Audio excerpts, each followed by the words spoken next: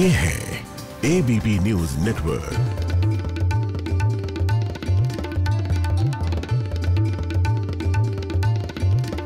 और आप देख रहे हैं एबीपी गंगा, खबर आपकी, जुबान आपकी।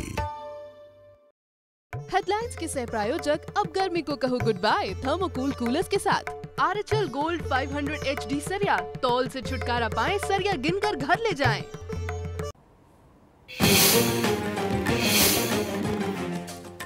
देश में 67,000 के पार पहुंचा कोरोना मरीजों का आंकड़ा। अब तक 67,152 मरीज कोरोना संक्रमित, कुल 2206 मरीजों की मौत। यूपी में कोरोना के 3467 केस।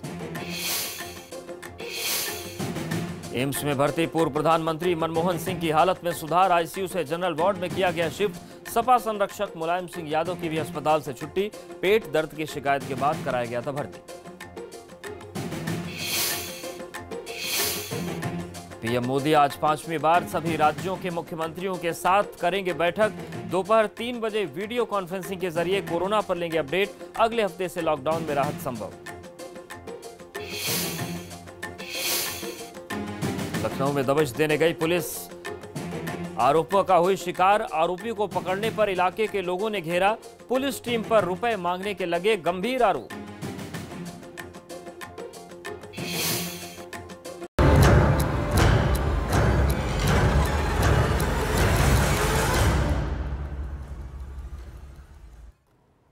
नमस्कार, एबीपी गंगा देख रहे हैं आप। मैं अवधेश। हाई अलर्ट की शुरुआत करते हैं और इस वक्त की बड़ी खबर का रुख करते हैं। बड़ी खबर जौनपुर से है, जहां पर 14 दिन की न्यायिक हिरासत में धनंजय सिंह को भेजा गया है। पूर्व सांसद धनंजय सिंह की जमानत अर्जी खारिज हो गई है। 14 दिन की न्यायिक हिरासत में धनंजय सिंह जेल भेजे गए हैं। तो ये इस वक्त की बड़ी खबर जौनपुर से, जहां पर पूर्व सांसद धनंजय सिंह को 14 दिन की न्यायिक हिरासत में भेजा गया है। उन्होंने जमानत की अर्जी लगाई थी, लेकिन उसे खारिज कर दिया गया है। तो ये इस वक्त की बड़ी खबर जौनपुर से, जहां पर 14 दिन की न्यायिक हिरासत में धनंजय सिंह भेजे गए हैं। पूर्व सांसद हैं और जमानत अर्जी इन्होंने लगाई थी, लेकिन उसे खारिज कर दिया गया और 14 दिन की न्यायिक हिरासत में इन्हें कोर्ट ने भेज दिया है। राहत इन्हें नहीं मिल पाई है। तो कोर्ट ने धनंजय सिंह की जमानत अर्जी को खारिज कर दिया। पूर्व सांसद को 14 दिन की जेल में भेजा गया है। एबीपी गंगा संवाददाता अब्बास हमारे साथ जुड़ गए। अब्बास, ये पूरा मामला क्या था जिसमें न्यायिक हिरासत में पूर्व सांसद को भेजा गया है?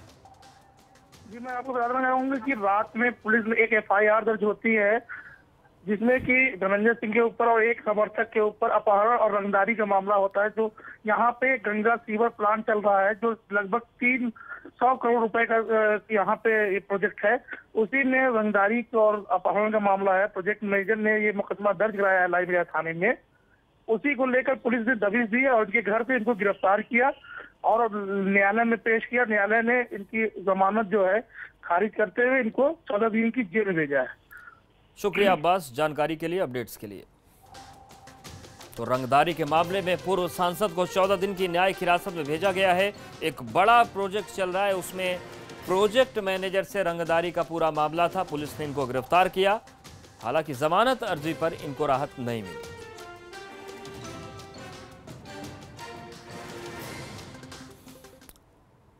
बड़ी खबर लखनऊ से भी है, जहां पर दबिश देने गई पुलिस आरोपों का शिकार हो गई।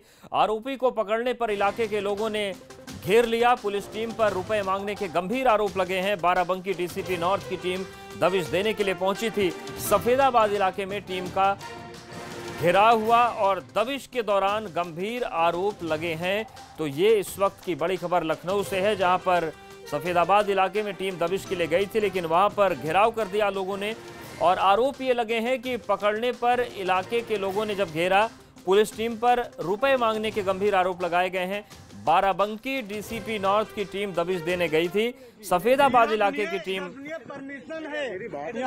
और ये देखिए, ये सबसे पहले तस्वीरें आप देख रहे हैं और जो नोकझोंक हो रही है वो सुनिए।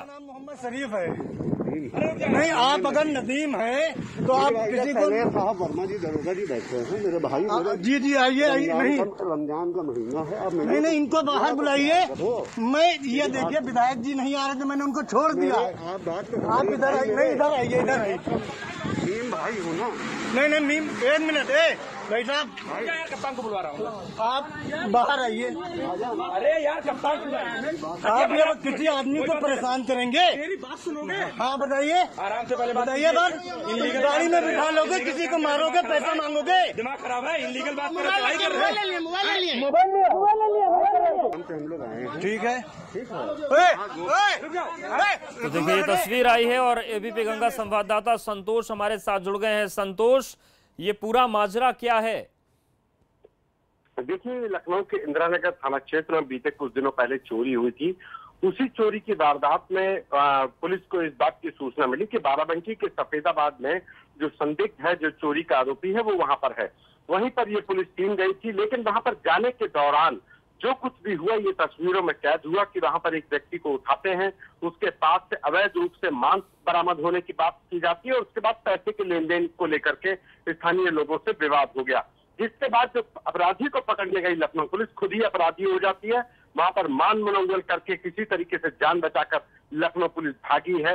यानी कि लखनऊ पुलिस की कार्यप्रणाली पर एक बड़ा सवाल लगा है कि जब ये अपराधी को पकड़ने गए थे तो स्थानीय पुलिस को सूचना नहीं दी गई और वहां पर जिन लोगों ने इन लोगों को पकड़ा वो लोगों का आरोप है कि ये अवैध मांस रखने के आरोप में लोगों से वसूली कर रहे थे और जिस व्यक्ति को इन लोगों ने दबोचने की कोशिश बिल्कुल, और जो तेवर थे और जो बोलने के तरीके थे संतोष, उससे भी समझ में आ रहा था कि ये लोग फंसे तो किस तरीके से वहां पर धर्म और संप्रदाय के नाम पर लोगों को साधने की कोशिश की जा रही थी। शुक्रिया आपका जानकारी देने के लिए।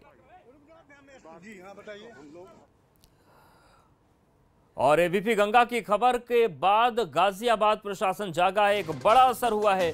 खोड़ा को 2 जोन और 5 सेक्टर्स में बांटा गया है और हर जोन में इंस्पेक्टर और सेक्टर में दरोगा की ड्यूटी। खोड़ा में लगातार कोरोना पॉजिटिव मामले बढ़ रहे हैं। गाजियाबाद की बात करें तो पहली मौत भी खोड़ा में ही हुई थी और लगातार मामले सामने आ रहे हैं। काफी घनी बस्ती है, डेंस इलाका है, खतरा ज्यादा है। लगातार एबीपी गंगा ने इन सवालों को उठाया था और अब गाजियाबाद प्रशासन ने एक और कदम बढ़ाया है। खोड़ा को 2 जोन में बांट दिया गया है और 5 सेक्टर्स में बांटा गया है। विपिन हमारे साथ जुड़ गए हैं, एबीपी गंगा संवाददाता। विपिन, अब किस तरीके से खोड़ा में संक्रमण को थामने की कोशिश हो रही है? जी देखिए, बिल्कुल अगर ये कोशिश पहले की जाती तो हो सकता है कि जो 15 कोरोना पॉजिटिव खोड़ा में मिले हैं वो शायद ना मिलते।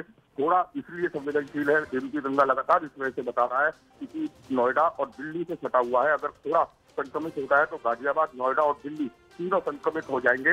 लगातार प्रशासन को जगाने का काम किया है एबीपी गंगा ने। कल आवाजाही पर रोक लगाई गई थी और आज उस व्यवस्था को और सुदृढ़ करने के लिए 2 सेक्टर और 2 जोन और 5 सेक्टरों में बांट दिया गया है पूरे खोड़ा को। हर जोन में एक इंस्पेक्टर तैनात रहेगा और हर सेक्टर में एक दरोगा की तैनाती की गई है। जो टोटल 5 पुलिस चौकियां हैं उनके हिसाब से ये तैयारी की गई है और अब उम्मीद ये जताई जा रही है कि डेंस इलाके में अगर लोगों के आवागमन पे रोक लगाई गई तो संभावना यह है कि जो संक्रमण फैला है वो थम सकता है। शुक्रिया विपिन जानकारी के लिए।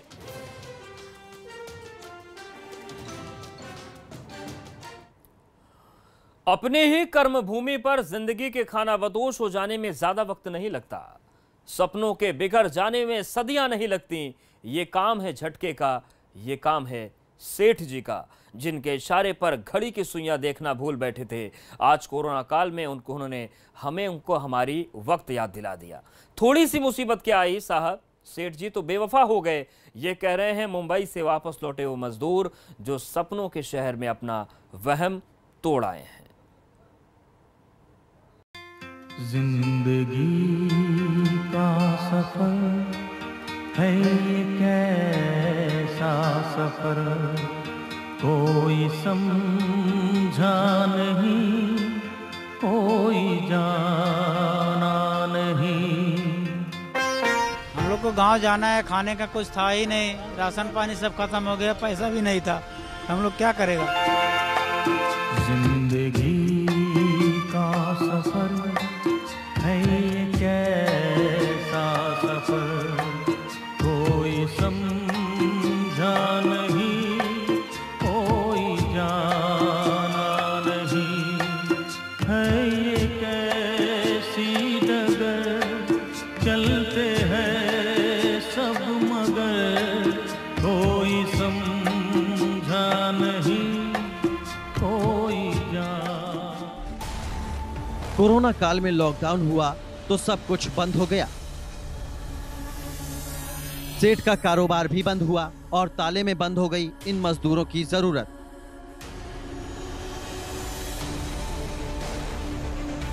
जब किसी को जरूरत नहीं तो रुक कर क्या करेगा ये मजदूर। रोजी और रोटी दोनों ही दगा कर गईं। ऐसे में घर वापसी ही आखिरी उपाय समझ आया। मजबूरी में जो मिला उस पर सवार होकर हजारों मील के सफर पर निकल बैठे ये मजदूर। सरकारी दावों की हकीकत है महाराष्ट्र की गाड़ियों के ये नंबर जो हजारों किलोमीटर दूर उत्तर प्रदेश में देखे जा रहे हैं। मजदूरों के पलायन की ये तस्वीरें डराने वाली हैं।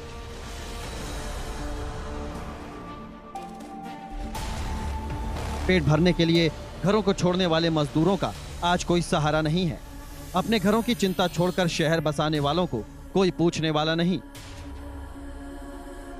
मतलब कि सरकारों के खोखले दावे खत्म हो चुके हैं। अब यही तस्वीरें हैं जो सड़कों पर रेल बनी दिखाई दे रही हैं। ट्रक हो या कोई छोटी गाड़ी, जो सहारा मिल रहा है उसे जरिया बनाकर ये मजदूर महाराष्ट्र से लौट रहे हैं। प्रवासी मजदूरों का यूपी में आना लगातार जारी है। वो सभी की सभी जितनी गाड़ियाँ आपको दिखेंगी सब में एमएच यानी महाराष्ट्र की जो गाड़ियाँ हैं वो यहाँ टोल प्लाजा से सबसे ज़्यादा गुजर रही हैं। तो वहीं दूसरी ओर की तस्वीरें आपको दिखाएंगे तो जो ट्रक है उसमें जिधर भी आपकी जो भी गाड़ी का नंबर देखेंगे तो सिर्फ एमएच की गाड़ी ही दिखेगी यानी महाराष्ट्र की। ये बगल में एक लोडर भी देखेंगे तो यहाँ पर आप साफ देख सकते हैं कि इसमें छोटा सा लोडर है और इसमें कितने ज़्यादा लोग भरे हुए हैं। गाड़ी का नंबर जो है वो महाराष्ट्र का ही है और ये लोग कहाँ जा रहे हैं इन्हीं से बात करेंगे कि कहाँ जा रहे हैं। आप लोग कहाँ जा रहे हैं? कब चले थे? कल अरे यार 3 दिन हो गए। 3 दिन हो गए। वहाँ से क्या आप लोगों ने करा है कि कैसे भेजेगा, क्यों भेजे जा रहे हैं? हम लोग को गाँव जाना है, खाने का कुछ था ही नहीं, राशन पानी सब खत्म हो गया, पैसा भी नहीं था, हम लोग क्या करेगा। तो ये आप लोगों ने अपने व्यवस्था से किया है कि? व्यवस्था से किया हम लोग। तो ये लोडर बुक करके आए हैं? हाँ, गाँव में जाके भाड़ा देंगे। गाँव में जाके भाड़ा देंगे? हाँ। तो वहाँ की व्यवस्था नहीं हो रही थी आप लोगों की? नहीं हो रहा है। ये अधिकतर आप देख रहे हैं तो कितने लोग, बहुत सारे लोग हैं? कितना? बहुत सारे लोग, कम से कम हजारों क्या लाखों लोग हैं। वो महाराष्ट्र का है MH 47Y1904 और ये ट्रक भी महाराष्ट्र है और इसमें भी जो लोग हैं वो कितनी संख्या में भरे हुए हैं ये देख सकते हैं कि लगभग 25 से 30 से 40 लोग हैं। आप लोग भी क्या खुद करके आ रहे हैं कि आप लोगों को वहाँ से भेजा क्या क्या है? किसने भेजा है? सेठ ने भेजा है। सेठ ने भेजा है। कहाँ काम करते थे आप?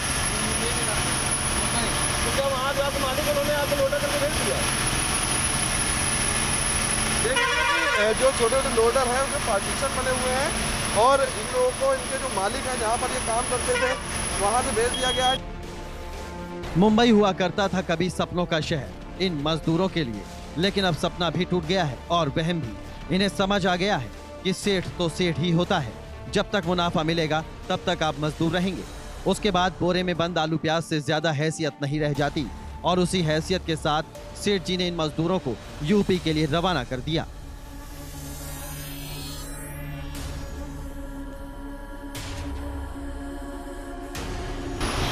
कब से चले हैं आप लोग?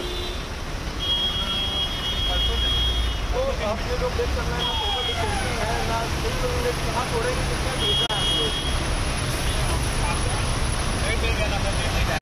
अरे सेठ ने बोला है। रास्ते में रोका गया आपको? नहीं रोका गया। तो साफ है कि आप देखेंगे कि जो लोग हैं वो लगातार कर रहे हैं और तस्वीरें जो हैं वाकई हृदय विदारक हैं। ट्रक देखेंगे आप तो ट्रक में भी आपको लोग ही दिखेंगे। ये इधर की ये एक और गाड़ी अपने कहने बोलना चाहूँगा कि वो दिखाया आपको MH 43 यानी ये वाला ये गाड़ी जो है इसमें भी ये गाड़ी देखेंगे आप और इसके आगे टोल पर जितनी भी गाड़ी देखेंगे सब MH की है और सब में मजदूर भरे हुए हैं, किसी में कोई भी सामान नहीं भरा हुआ है। तो साफ है कि जो ये ट्रक है ये सिर्फ और सिर्फ मजदूरों को छोड़ने के लिए ही यहाँ पर आए हैं। कहाँ जा रहे हैं आप मान ले जाते कोई भी? तो क्या आप सिर्फ छोड़ने आ रहे हैं मजदूरों को? किसने भेजा आपको? गवर्नमेंट ने भेजा है? अलाउ किया। गवर्नमेंट ने अलाउ किया है? अलाउ किया नहीं तो क्या कोई आपको आदेश दिया गया है सरकार की तरफ से कि आप इन लोगों को छोड़ के आए?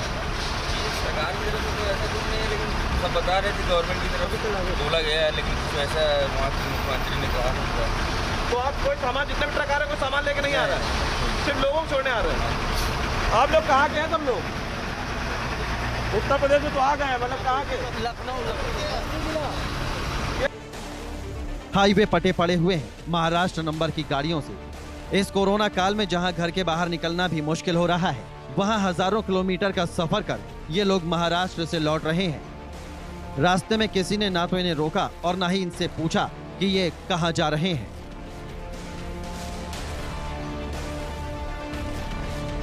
पीछे के जो है वो एक ट्रक दिखाना चाहूँगा कि किस तरह से यहाँ पर जो ट्रक है वो सिर्फ इन लोगों को छोड़ने के लिए आए हैं, ना कि कोई सामान या लगेज लेकर आए हैं। और तस्वीरें जो हैं वो वाकई चौंकाने वाली हैं, क्योंकि ये आप ट्रक देखेंगे सामने, इस ट्रक का भी नंबर जो है वो MH04CG 5644 यानी महाराष्ट्र का ट्रक है। और पूरा जो ट्रक है इसमें कहीं पर आपको माल नहीं दिखेगा, कोई सामान नहीं दिखेगा, सिर्फ और सिर्फ दिखेंगे तो सिर्फ लोगों से जानेंगे कि आखिरकार ये जो ट्रक है ये कोई माल लेकर क्यों नहीं आ रहे हैं, क्या सिर्फ मजदूरों को छोड़ने के लिए आ रहे हैं। देखिए मैं तस्वीर दिखाऊंगा और जिस तरह से जो इनके ड्राइवर हैं उनका साफ कहना है कि जो लोग हैं ये लोग सिर्फ यहाँ पर गाड़ी में जितने भी लोग सवार हैं इनको छोड़ने के लिए आ रहे हैं। वहाँ से सरकार की तरफ से इनको कहा गया है, जैसा कि इनका खुद का कहना है, आरोप कहें या कुछ भी कहें, कि इन लोगों को कहा गया है कि इन लोगों को इनके जिलों में, इनके प्रदेशों में छोड़कर आ जाए। तो साफ है कि लापरवाही है और लगातार बिना स्क्रीनिंग के, बिना जांच के ये लोग सोशल डिस्टेंसिंग का भी ख्याल नहीं रख रहे हैं। लगातार ट्रकों में जानवरों की तरह भरे हुए हैं, जो वाकई बड़ा सवाल खड़ा करता है। लॉकडाउन 3 के दौरान पलायन की तस्वीरें वाकई में चौंकाने वाली हैं। लॉकडाउन के दौरान सबसे ज्यादा लोग महाराष्ट्र के ही वापस आते दिखे। वजह वहां पर खाने पीने की व्यवस्था ना होना।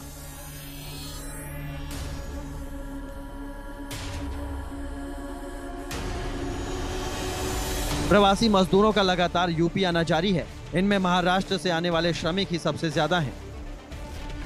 उत्तर प्रदेश सरकार अब इन 20 लाख मजदूरों को यहीं रोजगार देने की तैयारी में है। वापस लौट रहे मजदूरों का कहना है कि महाराष्ट्र सरकार ने उनके लिए कुछ नहीं किया, इसलिए वापस लौट रहे हैं। ये तस्वीर देखिए, महाराष्ट्र का ये ट्रक है और आप इन लोगों को देखिए, ये पूरा भरा हुआ है। उसके आगे जो गाड़ी है वो भी महाराष्ट्र की है और लगातार इस तरीके की जो गाड़ियां हैं हाईवे पर आपको बिल्कुल नज़र आ जाएंगी। 2 युवक हमें साइकिल पे दिखे हैं, ये भी लौट रहे हैं फरीदाबाद से साइकिल से। 6 तारीख से चले हैं ये, और आज आप सोचिए, आज 4 दिन हो गए इनको चले और आज अभी ये लखनऊ हाईवे पर पहुँचे हैं। इन्हें जाना है अयोध्या तक। एक और तस्वीर आपको दिखाएंगे, सामने हमें एक और गाड़ी दिख रही है महाराष्ट्र से। तो लगातार ये जो श्रमिक हैं वो महाराष्ट्र से आ रहे हैं और इनसे हम कोशिश करेंगे कि वो बात करें हम, और ये जाने कि आखिर ये क्यों आ रहे हैं। क्यों भैया, क्यों लौट के आ रहे हो? वहाँ कोई इंतजाम नहीं था? कोई इंतजाम नहीं था? कोई इंतजाम नहीं था? कुछ इंतजाम नहीं है सर। अब यहाँ सरकार करी रोजगार देंगे आपको? सब हम लोग वहाँ भूख से परेशान थे। वहाँ सरकार ने कोई इंतजाम नहीं किया?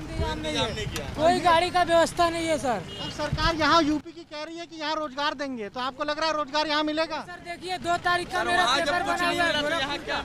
देखिए तमाम सारे जो लोग हैं वो यही कह रहे हैं कि वहाँ कोई इंतजाम नहीं हुआ, और जब इंतजाम नहीं हुआ, खाने के लिए कुछ नहीं मिला, तो लौट के आ रहे हैं। ये पलायन कई गंभीर सवाल भी खड़े करता है। जिस तरह से ट्रकों में जानवरों की तरह भरकर मजदूर आ रहे हैं, वो महाराष्ट्र सरकार पर भी सवाल खड़े करता है। ऐसे में पलायन पर एबीपी गंगा भी सवाल उठा रहा है कि लॉकडाउन में मजदूरों के खाने पीने की व्यवस्था क्यों नहीं हुई, गाड़ियों में भरकर क्यों लौट रहे हैं मजदूर, व्यवस्था क्यों नहीं हुई, नीति के तहत मजदूरों को बस और ट्रेन से क्यों नहीं भेजा, किसी भी बॉर्डर पर मजदूरों की जांच क्यों नहीं हुई, महाराष्ट्र से ट्रकों में सिर्फ सवारी आ रही है, माल क्यों नहीं। कोरोना काल में मजदूरों के पलायन पर ये गंभीर सवाल हैं जो सीधे सीधे महाराष्ट्र सरकार को कटघरे में खड़ा कर रहे हैं। आखिर क्यों इतनी बड़ी लापरवाही दिखाई जा रही है? इस संकट की घड़ी में कोई सरकार कैसे इन मजदूरों की अनदेखी कर सकती है जिनके खून पसीने ने पूरा सूबा बसाया हो। Bureau report, ABP Ganga.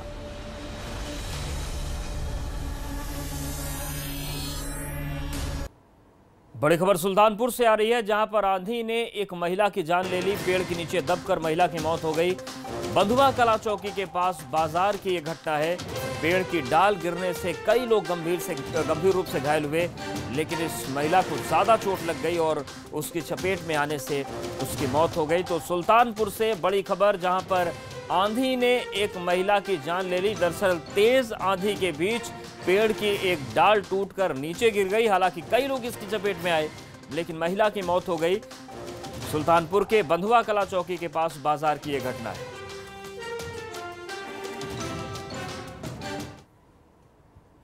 और यहां पर वक्त एक छोटे से ब्रेक का है।